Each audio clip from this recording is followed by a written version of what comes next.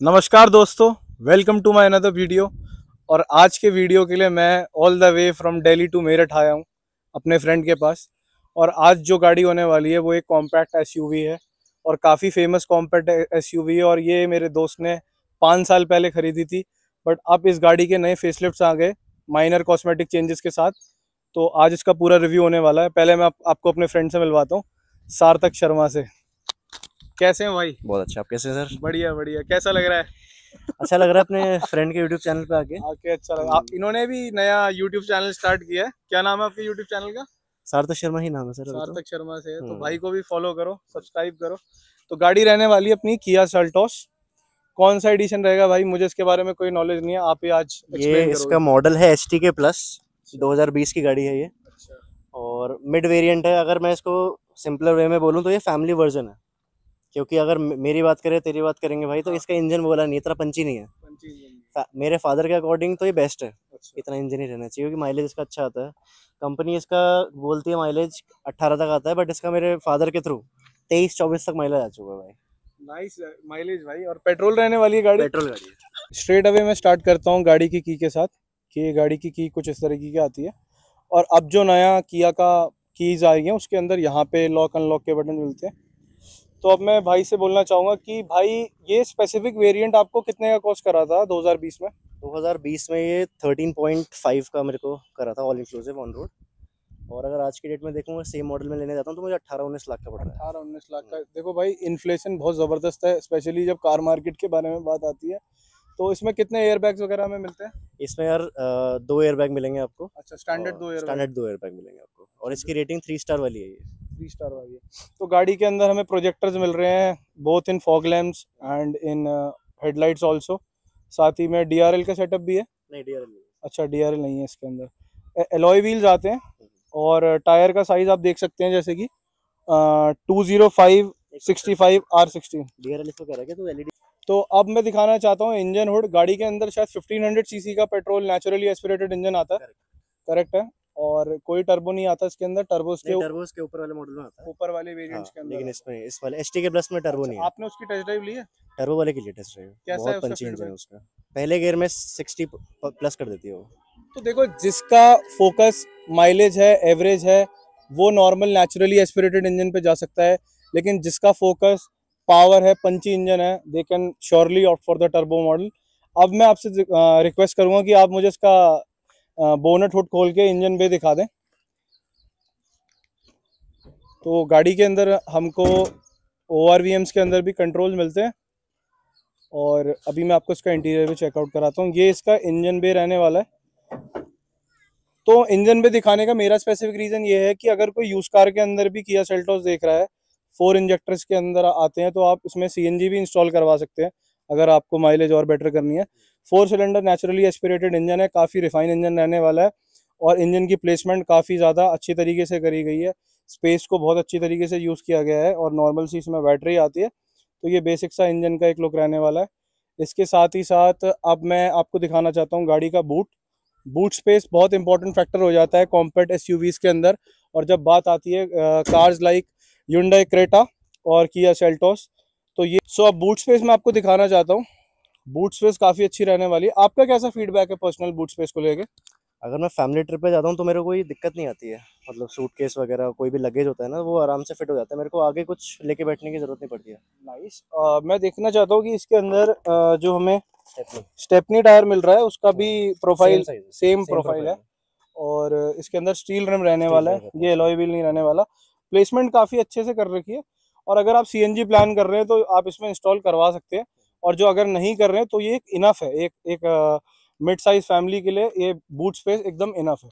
अब मैं सार्थक से रिक्वेस्ट करूंगा कि वो मुझे इंटीरियर दिखाएं and we can have a discussion regarding the interior now. अब जैसे गाड़ी मैंने इस टाइम लॉक कर रखी है, गाड़ी के अंदर हमें रिक्वेस्ट सेंसर जैसा यूजेबल फीचर भी मिल रहा है। यहाँ पे आप देख सकते हैं रिक्वेस्ट सेंसर आ रहा है। डायरेक्टली मैं इसको ओपन कर सकता हूँ। और फिर मैं दिखाना चाहता हूँ आपको डोर ट्रिम। डोर ट्रिम दिखाने से पहले मैं आपको ये बताना चाहता हूँ कि इसके अंदर थोड़े बहुत क्रोम इंसर्ट्स भी डाल रखे हैं to make the looks more aesthetic. और डोर ट्रिम में वही बेसिक से फीचर्स हमें यहाँ पे सारे मिल जाते हैं, जैसे कि ORVM के ऑन ऑफ कंट्रोल्स। और ORVM को एडजस्ट करने के लिए, लेफ्ट राइट करने के लिए भी कंट्रोल्स हैं। और यहाँ पे चारों पावर विंडोज़ के कंट्रोल्स हैं और विंडो लॉक बटन भी है। और साथ ही साथ सारे गेट्स को लॉक और अनलॉक करने का भी बटन यहाँ पे मिलने वाला है। उसके बाद अगर मैं आपको स्टीयरिंग व्हील दिखाऊंगा तो गाड़ी के अंदर एक बहुत अच्छा फीचर इसके अंदर हमें और मिल रहा है, वो है इसका इंजन स्टार्ट स्टॉप बटन, जो कि इस प्राइस पॉइंट में काफ़ी अच्छा, बहुत ही सिक मैं बोलूँगा इनको इस टाइम पे ये एक ऑप्शन मिल गया था फीचर्स में। AC वेंट्स इसके अंदर सार्थक अपने नॉर्मल रहने वाले हैं, मैनुअल। हाँ मैनुअल है इसमें। ऑटोमेटिक AC कंट्रोल्स है नहीं इसके अंदर और मैनुअल मिल जाते हैं। बट ओवरऑल अगर आप देखेंगे इसका इंटीरियर तो कहीं से भी आपको ये एवरेज नहीं लगेगा। 5 साल बाद भी ये काफ़ी एस्थेटिक लग रहा है। और इंटीरियर्स के अंदर मैं साथ ही साथ आपको इसका इंस्ट्रूमेंट क्लस्टर भी दिखाना चाहता हूँ। यहाँ पे इसका इंस्ट्रूमेंट क्लस्टर है और कार जो है 43,996 चल गई है, जो कि एक अच्छा खासा नंबर है। और कार के अंदर अब मैं पूछता हूँ इनको क्या ड्राइवेबिलिटी इश्यूज आए या नहीं आए। तो मैं आपको अब इसके थोड़ा इंटीरियर के बारे में भी बताना चाहूँगा कि ये सार्थक भाई से ही पूछ लेते हैं कि इसका ये स्टीरियो सिस्टम कैसे वर्क करता है। स्टीरियो सिस्टम इसका 8 इंचेस की स्क्रीन है। बाकी यहाँ पे बटन्स आपको देखने के लिए मिलेंगे, वॉल्यूम का यहाँ पे है। और इसमें ब्लूटूथ आपको बेसिक फंक्शन में मिल जाएंगे, ब्लूटूथ का मिल जाएगा आपको, और भी सिस्टम मिल जाएंगे। इसका छोटा सा एक अगर मैं बताऊं तो थोड़ा सा लैग करता है। अच्छा, ड्रॉबैक है इसका कि ये इतना ज्यादा स्मूथ लेकिन नहीं है। अगर मैं कंपेयर करता हूँ उसको महिंद्रा की गाड़ी से या फिर कोई और कंपनी की गाड़ी से, उसके कंपैरिजन में इतना लैग नहीं करता। बट हाँ, थोड़ा इसमें लैगिंग इशू है। ये बता रहे हैं कि इसके अंदर इम्प्रूवमेंट्स होने की रिक्वायरमेंट है। साथ ही साथ दोस्तों बहुत इंटरेस्टिंग चीज इसके अंदर ये है कि इसके अंदर हमें 6 गियर्स का जो है सेटअप मिलता है कंप्लीट गियर बॉक्स के अंदर। 6 gear and other one is a reverse. और गियर बॉक्स की स्मूथनेस के बारे में मेरा क्वेश्चन है आपसे, कैसा फीडबैक है गियर बॉक्स का? गियर बॉक्स अगर मैं 10 में से रेट करूँ तो उसको 7.5 दूंगा मैं, क्योंकि मैंने सुजुकी भी चला रखी है, महिंद्रा भी चला रखी है, टोयोटा भी चला रखी है। जो स्मूथनेस मुझे जापानीज में लगी है, वो स्मूथनेस वो मुझे कोरियन कार्स लैक कोरियन करते कार्स में नहीं लगी। स्मूथ है अपने वे में, लेकिन यार वो जो स्मूथनेस मुझे सुजुकी में मिलती है ना, हैं। वो वाली मेरे को इसमें नहीं मिलती। और स्टीयरिंग का कैसा फीडबैक है, रोटेशन का, स्टेयरिंग 10 on 10 स्मूथनेस का? 10 on 10 10 ऑन 10 है। मेरे लिए 10 on 10। स्टीयरिंग तो हिंडाई का भी अच्छे ही है, हाँ। दोनों सिस्टर कंपनीज है। Sister company. अच्छा फीडबैक है। अब मैं गाड़ी स्टार्ट करके दिखाता हूँ आप लोगों को, इंजन स्टार्ट स्टॉप बटन को प्रेस करके।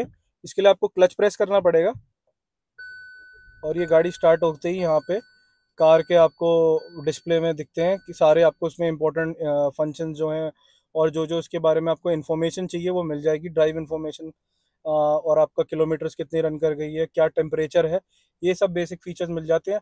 लेफ्ट में आपका इसका RPM मीटर रहने वाला है और राइट में आपका स्पीडोमीटर रहने वाला है, जहाँ पे टॉप स्पीड 240 दी गई है। बट अब मैं सार्थक से क्वेश्चन कर रहा हूँ लॉ को ध्यान में रखते हुए, आपने इसकी टॉप स्पीड कितनी टच करी है? सर वैसे तो 120 तक ही लॉ में है, लेकिन मैं इसको 140 तक ले जा चुका हूँ। लेकिन अच्छा। अगर मैं यूट्यूब में मैंने काफ़ी इसको रिसर्च करा था जब, तो हाँ, ये 180 टच कर लेती है, 180 कोई इशू नहीं आता इसमें। मैं एक ब्रेजा ऑन करता हूँ, वो ऑलमोस्ट 160 170 टच कर देती है एक्सप्रेस वे पे। तो सेम मैं इससे भी उसमें एक्सपेक्ट करूँ। 5 गियर है शायद से, हाँ, उसके तो अंदर बस एक वही बहुत बड़ा 19-20 का ड्रॉबैक। फर्क है। 6th गियर में ये 180 तक आ जाती है। बहुत अच्छी यहाँ पे लुक आ रही है। मैं एक बार दिखाना चाहता हूँ आपको आगे की तरफ कि इसका आपको बोनट पूरा विजिबल है, जो कि बहुत ही अच्छा फीचर मुझे लग रहा है। एक SUV वाइब अगर आपको चाहिए कॉम्पैक्ट SUV में, और तो बोनट जरूर दिखना चाहिए। सोनेट मुझे लगता है यही चीज लैक करती है। सोनेट भी अच्छी कार है बट जब बात आती है विजन की या ओवरऑल विजिबिलिटी की तो सोनेट वहां पे लैक करती है, उसमें आपको बोनट का लुक नहीं आता, इसमें आता है। सीट्स काफी कंफर्टेबल रहने वाली है। कंपनी फिटेड आपको आर्मरेस्ट मिला था इसमें? कंपनी फिटेड है इसमें। अभी तक कुछ भी मतलब मैंने बाहर से मॉडिफाई नहीं करा है, सब स्टॉक। पूरी कार स्टॉक पूरी है। Car still stock it is looking so sick, काफी अच्छी है। म्यूजिक सिस्टम का कैसा रिव्यू रहने वाला है? अभी मैंने वो भी स्टॉक है, लेकिन बिलीव मी इसका जो म्यूजिक सिस्टम है ना, मेरे लिए और मेरी फैमिली के लिए इट्स 10 on 10। तो ये 10 on 10 बता रहे हैं। He is himself a young guy, तो अगर ये 10 on 10 कह रहे हैं तो दोस्तों बहुत इंपॉर्टेंट फीचर तो रह ही गया है। और गाड़ी के अंदर हमें क्रूज कंट्रोल तक मिल रहा है इस बजट में। और यहाँ पे भाई मेरे को थोड़ा सा क्रूज कंट्रोल के बारे में बताएंगे। एक बार मुझे बता दी कैसे ऑपरेट होता है ये। क्रूज कंट्रोल का क्या रहता है, आपकी गाड़ी की स्पीड 40 के ऊपर रहती है ना जो, जी ठीक है, 40 के नीचे क्रूज कंट्रोल काम नहीं करेगा। जी। और क्रूज कंट्रोल मेरे को सबसे ज्यादा बेनिफिशियल रहा है हाईवेज पे। नाइस। जब पूरा स्ट्रेट हाईवे रहता है, आपके पास कुछ काम करने को नहीं होता, यू कैन सिट रिलैक्स, आपके हाथ स्टीयरिंग पे होंगे, क्रूज कंट्रोल आप ऑन करोगे, ठीक है, यहाँ पर आपका ऊपर, अब मैं देखता हूँ आएगा, ऐसे क्रूज लिखा आएगा, क्रूज आपको आ रहा ठीक है। आप 40 के ऊपर होगे, ओके पे क्लिक करोगे तो वो आपका सेट हो जाएगा। और अगर आपको स्पीड बढ़ानी है, आपको नीचे जाने की भी जरूरत नहीं, आप यहाँ से स्पीड बढ़ा सकते हो। तो ये यहाँ से ऊपर नीचे कर सकते हो। यहाँ पे सेट करने के लिए काफी हाँ, अच्छे प्लस फीचर। माइनस से आप स्पीड ऊपर नीचे कर सकते देखो हो। दोस्तों, क्रूज कंट्रोल का बहुत इंपॉर्टेंट फंक्शन तब बन जाता है जब आपकी लॉन्ग जर्नीज होती है, जब आप हाईवे रन आपके बहुत ज़्यादा होते हैं, तब क्रूज कंट्रोल बहुत ही ज़्यादा एक मीनिंगफुल फीचर बन जाता है। तो मैं देख सकता हूँ बहुत सारी मुझे इसके अंदर बेसिक फीचर्स मैं देख रहा हूँ, जैसे इसका बोनट हुड करने के लिए भी जो उन्होंने क्लिप दे रखी है यहाँ पे, वो एग्जैक्टली सेम मुझे हिंडाई की गाड़ियों की तरह सिमिलर लग रही है। तो पार्ट्स भी मैं आपको थोड़ी सी बेसिक नॉलेज देना चाहूंगा कि इसके बहुत सारे पार्ट्स आप हिंडाई से भी सोर्स कर सकते हैं। तो आप अगर इसकी सर्विसेज 5-8 ईयर्स के बाद आउट स्टेशन भी करवा रहे हैं, बाहर भी करवा रहे हैं, तो कोई प्रॉब्लम नहीं, आपको पार्ट्स बहुत इजीली अवेलेबल है। सार्थक जी से मैं थोड़ा सा फीडबैक लेता हूँ, कैसा इनका सर्विस का रहा है, बताइए। आज तक इसकी जितनी भी सर्विस हुई है, जी। मेरे को कोई इशू आया नहीं है। जैसे मैं और कंपनीज के बारे में सुनता हूँ, नाम नहीं लूंगा, इंडियन कंपनीज के, उसमें कस्टमर केयर मतलब इतना मतलब आपको रिस्पेक्ट नहीं देता अपने कस्टमर को, ठीक है। और आजकल जो चल रहा है कुछ कंपनीज में, अगर आपके पास सेम ब्रांड की छोटी गाड़ी आपको अलग तरह से ट्रीट करा जाएगा, हाँ। बड़ी गाड़ी अलग तरह से ट्रीट करेंगे आपको। यहाँ पर ऐसा नहीं है, जो मैंने एक्सपीरियंस करा है अब तक। मैंने मेरठ, गाजियाबाद और दिल्ली तीनों जगह सर्विस करा है, तीनों जगह मुझे इक्वली ट्रीट करा गया है, ठीक है। कस्टमर की प्रायोरिटी पहले रखी गई है, ठीक है। और छोटी से छोटी माइनर दिक्कत भी वो लोग रिजॉल्व करके देते हैं। मैं आपको एक छोटा सा एग्जांपल दूंगा। मेरा वाइपर खराब हो गया था, ठीक है। तो वाइपर का बैलेंस मतलब वो डिसबैलेंस हो गया था, तो सर्विस हो चुकी थी, सब कुछ हो चुका था। जब गाड़ी बाहर आई तब मैंने उसको बोला, तो जो मेरा एग्जीक्यूटिव था, उसका काम नहीं था ये, बट उसने खुद पूरा वाइपर हटाया और उसको बैलेंस करा, फिर मुझे लगा के दिया। तो काफी अच्छा फीडबैक बता रहे हैं। एंड वही बिजनेसेस सक्सेसफुली रन करते हैं जिनमें customer satisfaction is the utmost priority.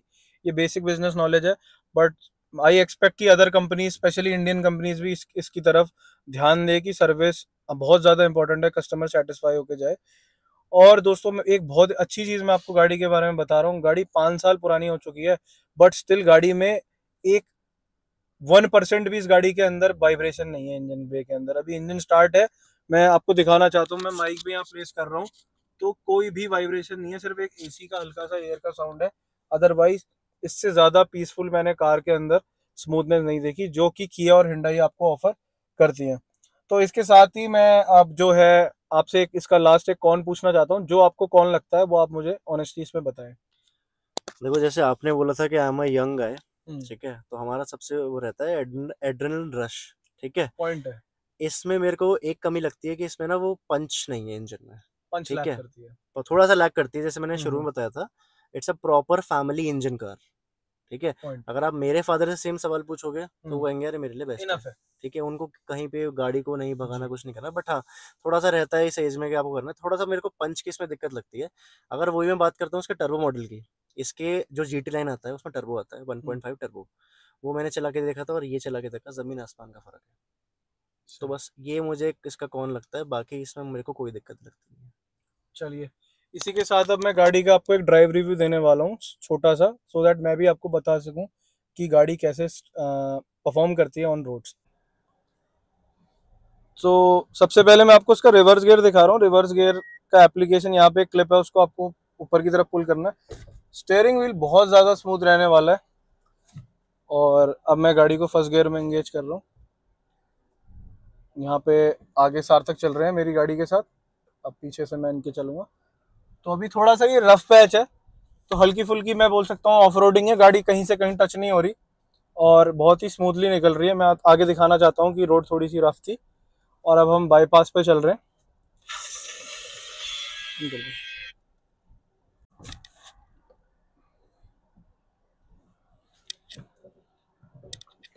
अब बाईपास पे मैं आपको इसका ड्राइव रिव्यू देता हूँ।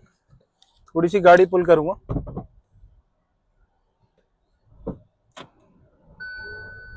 ये गाड़ी 6,000 आरपीएम जा रही है फर्स्ट गियर में बहुत इजीली, 40 की स्पीड टच कर रही है। और गाड़ी में मुझे तो पंच में कोई प्रॉब्लम नहीं लग रही और हॉर्न भी काफ़ी अच्छा है।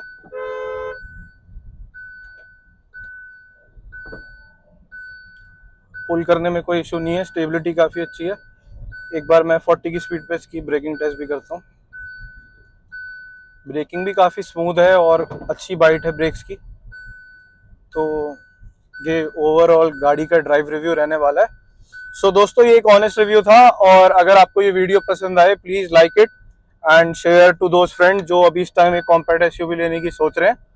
and kindly subscribe the channel Beyond Books with Amit. Till then, bye bye.